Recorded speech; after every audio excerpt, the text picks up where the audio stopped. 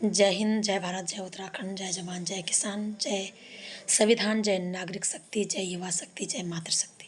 आप सभी सम्मानित भाई बहनों को मेरा सादर प्रणाम। मेरे भाई बहनों,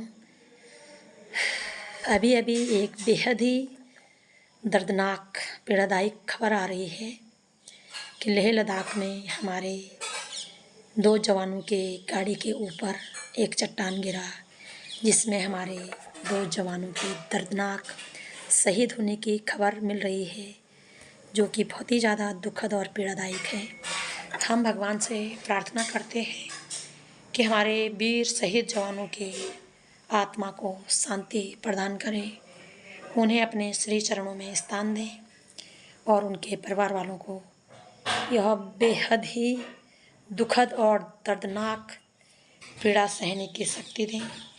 ये बहुत ही ज़्यादा असहनीय पीड़ा है साथियों, और अपने केंद्र सरकार से निवेदन करते हैं कि हमारे वीर जवानों के परिवार वालों की पूरी मदद की जाए, क्योंकि बहुत से ऐसी खबरें सुनने को मिलते हैं कि शहीद जवान के परिवार कई चीज़ों के लिए तिल तिल तरसते हैं। हम नहीं चाहते कि जो जवान अपनी सरहद के लिए, अपनी मातृभूमि के लिए अपना सब कुछ निछावर कर देते हैं, उनके परिवार छोटी मोटी चीज़ों के लिए दर बदर भटके। आशा उम्मीद करती हूँ कि हमारा शासन प्रशासन, हमारा केंद्र सरकार जागेगा और अपने जवान के परिवार वालों को हर प्रकार की मदद करेगा।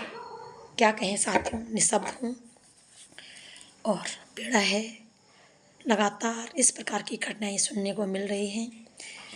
एक घटना मुझे और सुनने को मिली कि हमारा एक पुलिसकर्मी भाई एक्सीडेंट में देहांत उनका हो गया।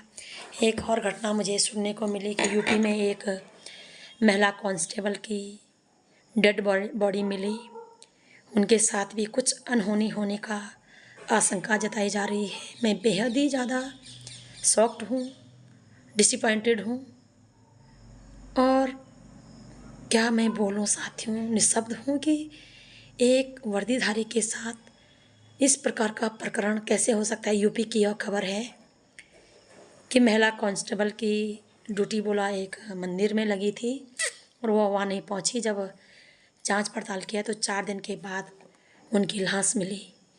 चेहरा को खराब किया गया है, जो कि दुखद है। और क्या वर्दी में हैं वो लोग, क्या हुआ होगा उनके साथ, ये पोस्टमार्टम के बाद पता चलेगा। हालांकि पोस्टमार्टम पे भी क्या भरोसा करें, यहाँ हर कुछ बिक जाता है। यहाँ कीमत में तय होता है कि चीज़ें सही हैं गलत हैं, किसके पक्ष में होंगी। जो ज़्यादा कीमत अदा करेगा उसके पक्ष में न्याय होगा। और हम देखते हैं कि ज़्यादातर न्याय सिर्फ अपराधियों के पक्ष में हुआ है और होता आ रहा है। वो इसलिए क्योंकि कहीं ना कहीं अपराध में पदकद में बैठे पदाधिकारीगण भी शामिल हैं। अन्यथा उनकी हिम्मत कैसी हो जाती है, उनका ज़मीर कैसे काम करता है कि अपराधी के पक्ष में फैसला सुनाया जाए। हमने कई मामलों में देखा कि फैसला अपराधियों के पक्ष में हुआ, जो कि बेहद बेहद शर्मसार है, बेहद दर्दनाक है।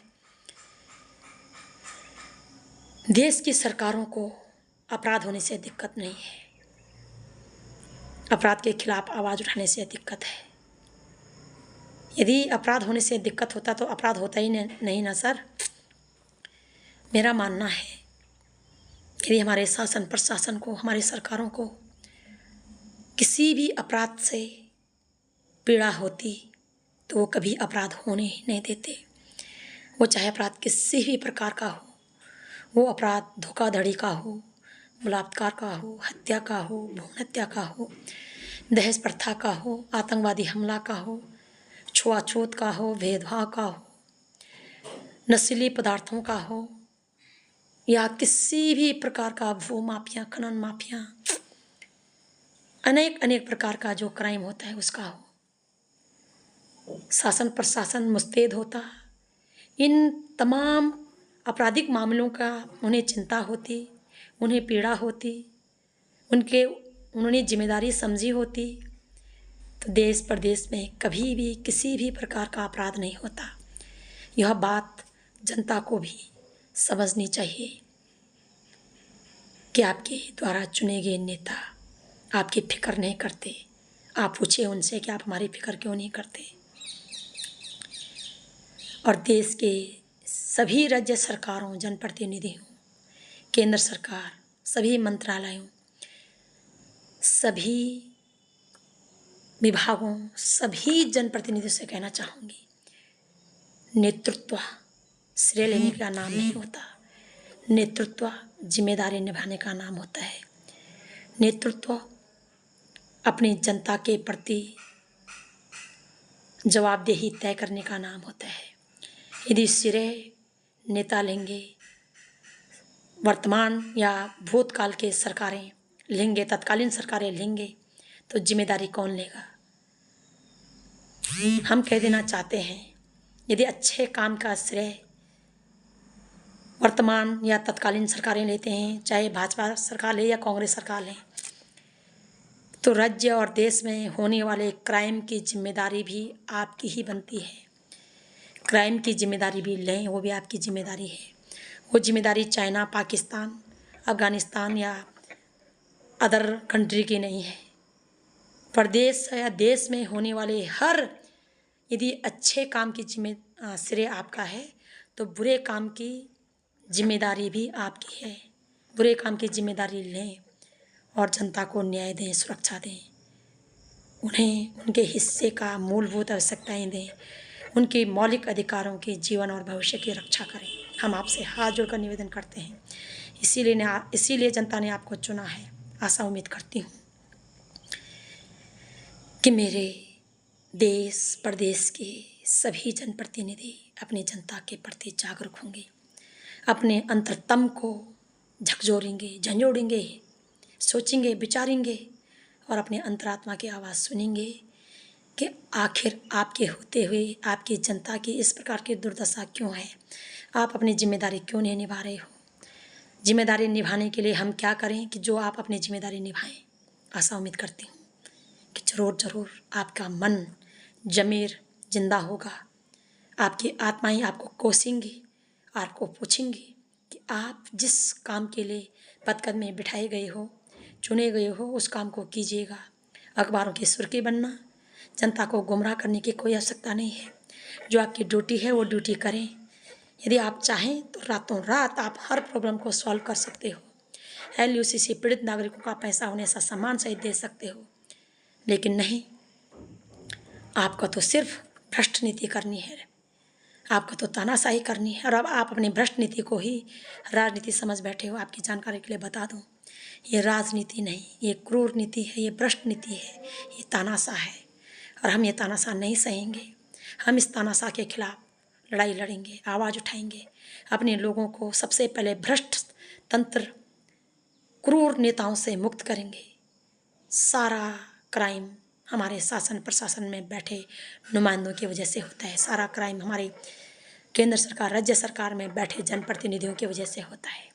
और हम कहना चाहेंगे, जिस भी संबंधित मंत्रालयों के विभाग में किसी भी प्रकार का क्राइम होता है, तो संबंधित अधिकारियों, संबंधित मंत्रालयों, संबंधित मंत्रीगणों, जनप्रतिनिधियों के ऊपर देशद्रोह का केस लगना चाहिए। क्योंकि जनता के शोषण से बढ़कर कोई देशद्रोह का काम और हो नहीं सकता। यह अपराध है, आप बच नहीं सकते अपराध करके। आपको उसकी सज़ा मिलनी चाहिए। जनता के प्रति लापरवाह करने की सज़ा, जानबूझकर क्राइम करने की सज़ा, जानबूझकर अनदेखी करने की सज़ा, और फिर उस प्रॉब्लम को सुलझाने की जगह उस प्रॉब्लम को दबाने की सज़ा आपको मिलनी चाहिए। और इस सज़ा के लिए हम सब तत्पर हैं आपको दिलाने के लिए। पूरे देश की जनता जागरूक हो चुकी है। तीलू झांसी की स्टाइल में काले अंग्रेजों को खदेड़ने के लिए। बुंदेले हर बोलों के मुँह, हमने सुनी कहानी थी, खूब लड़ी जनानी वह तो झांसी वाली रानी थी। चमक उठी सन 57 में वह तलवार पुरानी थी। बूढ़े भारत में भी आई फिर से नई जवानी थी।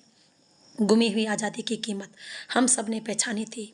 हम अपने देश, अपने तंत्र, अपने राज्य, अपने समाज, अपने लोकतांत्रिक मूल्यों को, अपने संवैधानिक पदों को भ्रष्ट नेताओं की गुलामी नहीं होने देंगे। हम अपने देश, अपने समाज को, अपने लोकतांत्रिक मूल्यों को, अपने संवैधानिक पदों को आज़ाद करेंगे क्रूर नेताओं से। लापरवाह, निकम्मे, कायर, तानाशाह नेताओं से, भ्रष्टाचारी नेताओं से। आशा उम्मीद करती हूँ संपूर्ण भारतवासी जागेंगे। बहुत बहुत धन्यवाद।